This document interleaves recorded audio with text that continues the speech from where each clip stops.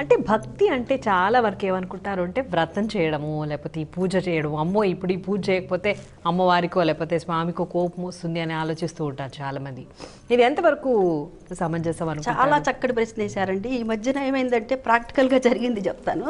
ఇప్పుడు సర్వే జనా సుఖినో భవంతు అని చెప్పేసి ఇటువంటి పెద్దలు లోక కళ్యాణార్థమై చాలా కార్యక్రమాలను తలపెడుతున్నారు. ఎందుకంటే మాకు కూడా ఒక దేవాలయం ఉంది, 400 సంవత్సరాల క్రితంది, పన్నాల పరదేశ స్వామి గారు అని చెప్పేసి మా ఫోర్ ఫాదర్స్ కట్టించిన టెంపుల్ అనమాట.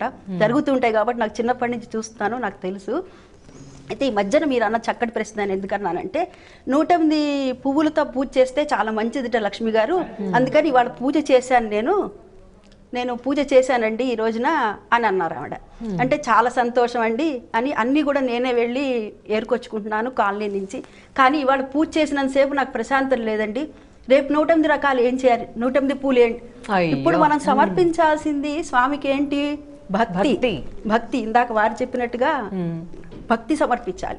అట్లా కాకుండా రేపు 108 రకాల్లో ఆ 108 పువ్వులు రేపు మనకి లభ్యపడతాయా లేవా అన్న దృష్టి కాదు.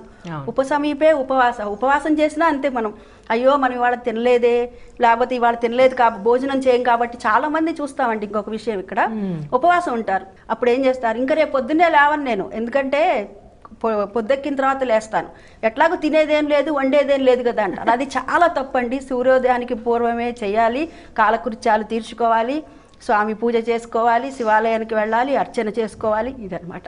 ఇప్పుడు మీరేమో వ్రతం గురించి చెప్పారు కదా, వ్రతాలు కూడానండి ఇప్పుడు మనకి చాలా రకాలు. ఇప్పుడు ఏంటండి వైభవలక్ష్మి వ్రతం అని చెప్పేసి 8 వారాలు చేస్తే మంచిదని 12 వారాలు 25 వారాలు చేస్తూ ఉంటారు. కానీ మధ్యలో మనకి నాకు కుదరలేదు, అందుకని నాకు ఉల్లంఘన జరిగింది, ఏం జరుగుతుందా అని చెప్పి భయపడుతున్నాను. ఎందుకు భయపడతాం? అమ్మ మనల్ని శిక్షిస్తుందా? శిక్షించదు. మన బిడ్డల్ని మనం శిక్షిస్తున్నామా? తప్పమ్మా, కాబట్టి నువ్వు ఈ పని ఇంకోసారి చెయ్యవాక అని చెప్తాం. అదే విధంగా భగవంతుడి మనం బిడ్డలం వాళ్ళకి, కాబట్టి మనం వాళ్ళకి మొర ఆలకించుకుంటే వాళ్ళు తప్పకుండా మన మొర వింటారు, అంతేగాని ఎన్నడూ శిక్షించరు. సో అలాంటి వెసులుబాటులు కూడా ఉన్నాయి.